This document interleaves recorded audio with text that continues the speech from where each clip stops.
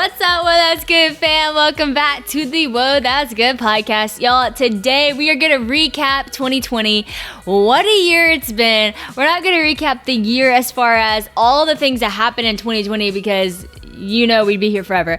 We're going to recap the best pieces of advice that we've gotten. Look, I'll say this. We've gotten so much good advice. And to be honest, I could go through every single person's podcast. And actually that was the plan at first. But that would take me way too long because we got so much good advice. So I'm going to go through some of my favorites. And so today you are in for a treat because you are just going to get some gold in your ears. And I just think that these things are worth repeating. And so let's go through it.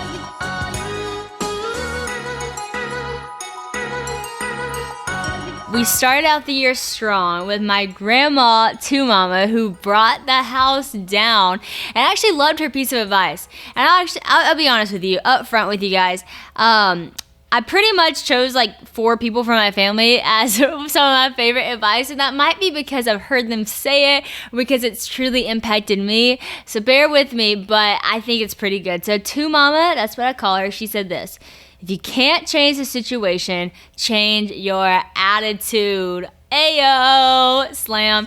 I thought that was so good. Christian and I talked about that the other day because he was in a situation he did not want to be in. And he was so frustrated that he was in that situation. And I was like, babe, the situation is not changing at the moment, you know? And so you have a choice. You can stay in this and you can have a bad attitude, or you can change your attitude. And we had this talk about how it's hard in those moments to shift your attitude because you're frustrated at a situation, but it's always worth it. If you can just walk away, take a minute, reframe your mind to say like, I don't know, I'm grateful for being here for whatever reason. God, show me the joy in this moment. It always changes things for the better. So I love that piece of advice from Two Mama. We're just going to go straight to the next week in January. Miles Fidell, who's actually Christian's college pastor in Auburn, Alabama, at ACC Church. I thought his advice was so good. This is what he said. He said, the best thing you can do during this season of your life is find your own voice. You need to figure out what uniquely makes you you and unleash that. I thought that was so good. If you see the sign behind me, it literally says live original. And I thought that was so key. Like, that is what we're saying when we say live original. It's like, find out what makes you uniquely you. God put something inside of you that reflects his image. Whatever that is, the world needs to see that. We want to see that. So I don't know what thing he put in you. Maybe it's different than anybody else in the world has. Especially your voice. I mean, your voice is different than the voice anybody else in the world has. So use it, unleash it, let the world see it, because you're going to make the world a better place by simply being you, because God put something in you that is good, that even God called good. I think about that sometimes, that literally God was like creating the universe, and he's making something as extraordinary as the sun, right? And he says, this is good. And then he makes something as extraordinary as the stars. And he said, these are good. Then he makes something as extraordinary as the ocean. And he says, this is good. And then he made somebody like me. And he said, that is very, very good. When he made me and when he made man. And I think that is so cool to think about. When you look around at creation, it's easy to say, wow, God, that's the coolest thing. You made that so good. It's a little bit harder to look at ourselves and say that because we see our own flaws. But I encourage you, look at yourself today and say like, God, you made me good. I want to bring out the good that you put in me. I love that advice from Miles. Moving on along, so back in March, my dad, Willie Robertson himself, said something I love. He said, give more than you take. And he said, that covers every aspect of your life. So I love that because I think a lot of times we can become like consumer minded and we just want to like take. We want to get. But it's so important that we give more than we take. And I've seen that model from my dad. You know, he honestly gets a lot. He's a successful man. He gets gifts, he gets things, but I'm telling you, even though he gets a lot, he gives more. He gives so much. He gives his time. He goes out and he works. He cooks every night for our family. And then he gives generously too. He gives his finances to different places that need it. And I just think that's so important, you know, to look at somebody's life and say, man, that's so cool that they literally give more than they're taking. I think that's great advice. Next, we're going on to Jennie Allen. I love Jennie's advice. She said her husband says this to her. Jennie, don't be the fancy version of yourself. just be you. It was just so good. Again, it just reminds me of Live Original. And I had this moment last year at Passion when I was so nervous to go speak. I was like, oh gosh, how am I going to do this? How am I going to do this? How am I going to get up there and do this moment? And I turned around and Christine Caine was standing there and I said, hey, like, I need some advice. What do I do? Like, how do I prepare for this moment? How do I step into this? And she said, Sadie, just be you. She was like, God doesn't anoint another version of you. He anoints you. And I thought that was so good because it's so tempting for us to want to be a fancier version of ourselves or be a better version, and in the sense of not trying to be like, oh, I want to be a better version, but being like somebody that we're not, or looking at somebody and saying, I'm going to kind of act like them in this moment because it seems to be working for them, or whatever that looks like. And it's like, you know what? Like, that's not who God created you to be. Like, don't try to be that person. Just simply be you, because the truth is, like, you're never going to be a better version of that person than that person's going to be, because that's who they are. Like, try to be the best version of who you are. Just be you. Don't try to be anybody else. I love that. Such good advice. Moving along, back in May, this one is so good. Mike and Natalie Todd were talking about relationships, and they were talking about like sex before marriage and stuff. And Mike and Natalie said this: moments of pleasure that are outside of God's will produce years of rebuilding. And that was so real. They were so vulnerable about their own story and how they had moments where it was like they just desired pleasure so much, and they would go through with that desire, and then that took years of them rebuilding what was outside of God's will. And I just thought that was such good advice for us, whether you're single, you're dating, or even you're married. You know that sometimes it does take years to rebuild, but it's worth rebuilding to make something that God created to be beautiful and pure, make that beautiful and pure. I thought that was such good advice. So that was incredible. I remember one time John Piper said this. He said, the essence of good and evil is not, breaking the law or doing the law. It's not doing the right thing or doing the wrong thing. He said the essence of good and evil is just like, the essence of good is desiring God over everything else. The essence of evil is putting something else in the place of your desire for God. So he talks about Eve with the apple, and he says like how Eve, it wasn't that it was just evil that she just broke the law, that she just didn't do what God said to do. That wasn't like the essence of it. The essence was she was saying, this apple is more desirable to me than my relationship with God. And that's always stuck out to me, because I think sometimes we can get in such a thing of like what's right and what's wrong. And then it's hard to do what's right and what's wrong just because we know that's wrong, we're not supposed to do it, and that's right. It's a lot easier when we say, you know what, I'm not going to do that. Not because I don't want to do that. I'm not going to do that because I desire God's will over my own. And I remember when Christian and I were dating, that's something we had to repeatedly say over ourselves. We're not going to go there because we desire to see God's will. And so when you create a desire that's so deep in your heart, so deep in your life for God, it's a lot easier to do the right thing, because it's not out of punishment, or it's not out of guilt, or it's not out of shame. It's out of true desire of who you love, and that's God. And so it's a lot easier to deny your flesh, say yes to God, deny your own will, and step into the will of God. That's what I've learned, and I think that is a critical thing to shift in your thinking. I think it's going to be a lot easier for how to choose right from wrong.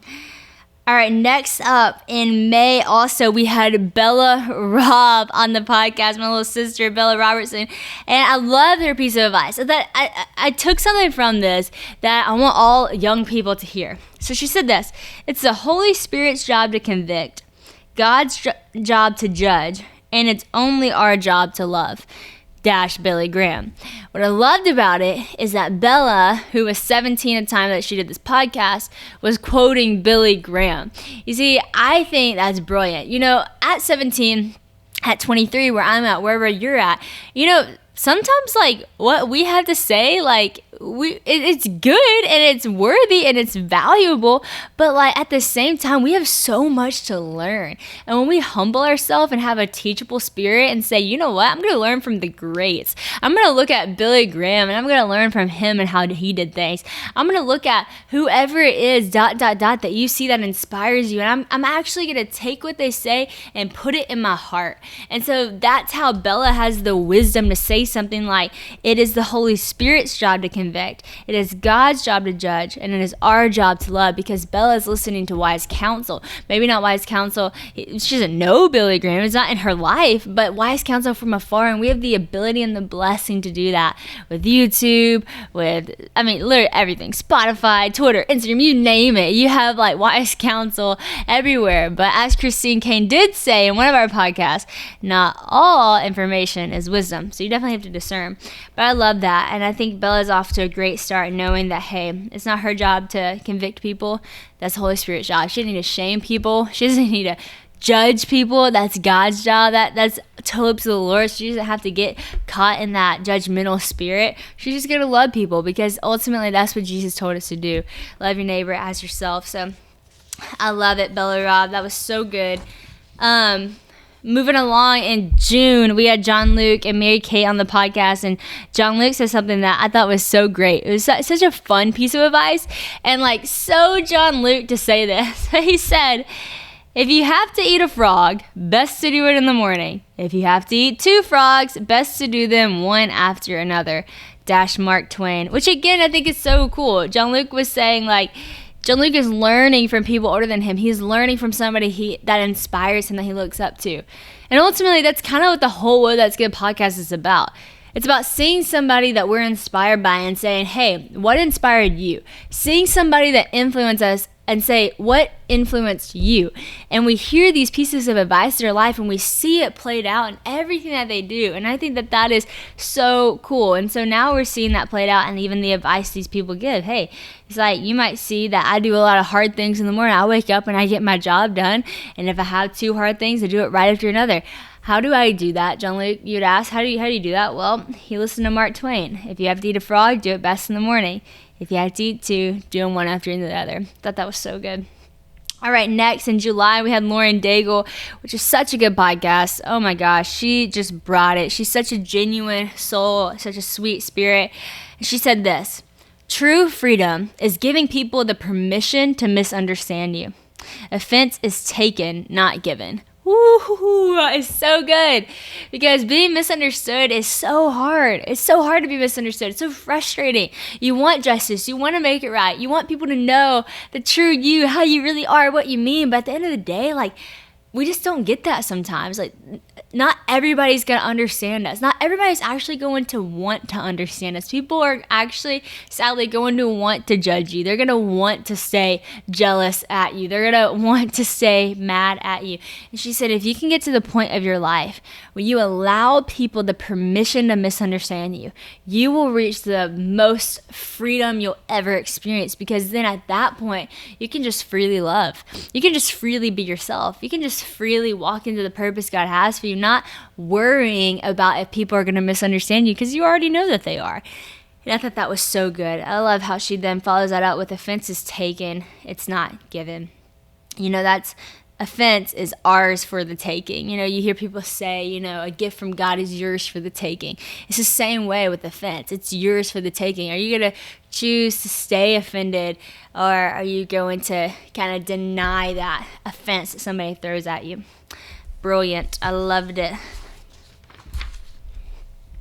Next one, moving right along, we're going to go to September. We had Max Lucado, and I loved his advice. It was so simple for such a brilliant man. He said, succeed at home first, which that is so good, because the thing is, I think sometimes whenever you get successful in life, or just really with anything, you can have a job. It could be the simplest job or the most extraordinary job. I think success in any manner, you tend to get very focus on the job, you start to work really hard, and you start to kind of lose focus of the things that are really most important to you. And so your priority shifts from your family to your workspace, to the people that work with you. And that's really a dangerous place to be, because really, if you're not winning at home, you're really not winning anywhere. If you're not resting at home, you're not resting anywhere. If you don't have peace at home, you probably don't have peace anywhere. And so I loved his advice, and I found that to be true in my own life. If I'm succeeding at home first, then the overflow of what's coming from my home is actually making me more successful, not just in a worldly standpoint, but in a spiritual standpoint, because I have peace, I am driven, I know I'm loved, I'm walking out the door knowing that my husband loves me and I love him, we're at a good place. And so I thought that was crucial. So good. A little more recently, we talked to Kari Jobe in November, and her advice was brilliant. She said, comparison will always steal from the creativity and the calling on your own life. Brilliant. So good. Comparison. We always say it's a thief of joy, but it's a thief of many things. It's a thief of your creativity. It's a thief of your calling on your life. And we kind of talked about this earlier, but when you start looking at other people's life and wanting to be them, it's like you're never going to be a better version of them than them. Be you. You're always going to follow up less than somebody else trying to be them, but you're going to be more than enough being who you are. And so I would encourage that all day long, to not look to the left or the right, but be like a racehorse. Put on your blinders and just run the race that God has for you. That's the most important thing that you can do. So don't compare yourself to others. I know it's easier said than done, but it's so crucial that you stop that pattern. You might say, Sadie, how do you do that? How do you stop comparing yourself to other people? And I think you mentally have to change your mind. It says in Romans, don't conform any longer to the pattern of this world, but be transformed by the renewal of your mind. And I love that verse, but there's some key words in that verse I think that we don't always think about. It's that there's a pattern of your mind. We can't conform to the pattern of the world. We can't conform to this pattern. And so the pattern of the world seems to be comparing yourself to other people and, looking at the left and the right, not feeling like you're good enough, being insecure, being anxious, all this stuff. It seems to be a pattern of this world. So we're not to conform to that, but we have to transform our mind. And so I think in that moment, transforming, how do you transform? Like, you have to work to transform something. Like, there is a big production that goes on to transform something. And I remember when I was trying to get out of that comparison zone and that jealousy zone, like, I would literally have to stop the pattern of my mind and say, you know what? I'm not going to think that thought anymore. I'm going to thank you, God, for how you created that person. And I'm going to thank you for how you created me. And God, I pray you would help me celebrate that person and not compare myself to that person. Champion what they're doing. And God, help me to do what you've called me to do. And so I think it's those prayers, it's those moments of stopping and actually shifting to a new pattern in your mind is so crucial. Lastly, y'all, we had Christine Caine on, and she brought it, and her advice was similar to Lauren's. And I love how so many of these interweave with each other. She said this: make the decision right at the beginning that you will never be offended and you will never take offense. If you can be offended, you will be offended. Whew, true. If you can, you will. If you're going to take it, you're going to be offended. And I just love that. Make the decision right now. Make it today. I'm not going to be offended. Why did I say both of those? And why did I say all these things about, I think we kind of doubled up on comparison. We doubled up on offense. We doubled up on being yourself whenever I was reading this advice. And I think the reason I really wanted to stress these and reread these to you is because these are really important things. It's really important to be confident in who God created you to be. It's actually really important to not compare yourself to somebody else. It's actually really, really important to not take offense, because all of those things are stealing from the opportunity and the calling that God has on your life.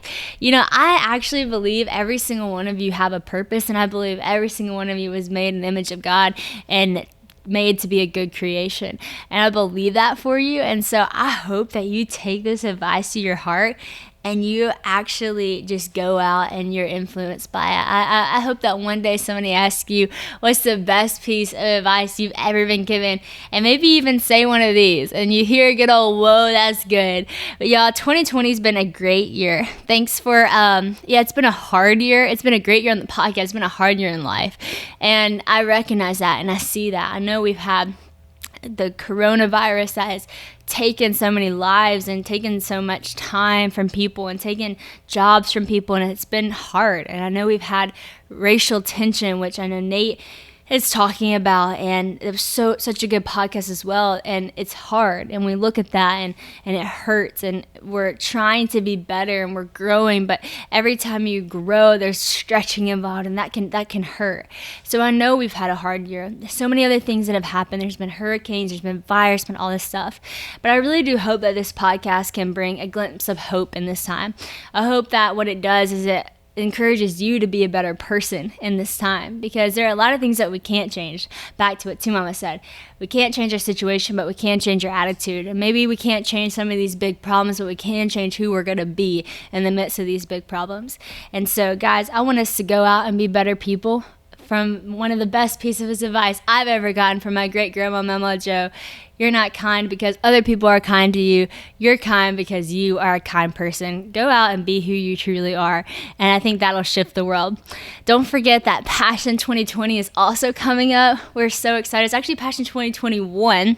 Even though it's in 2020, we already had Passion 2020 back at the Mercedes-Benz Stadium, which was insane. But this one is going to be just as good, even though it's virtual, because God is not confined to walls. His presence and His Spirit can go anywhere that the people are, because you guys are the church. And so I'm pumped.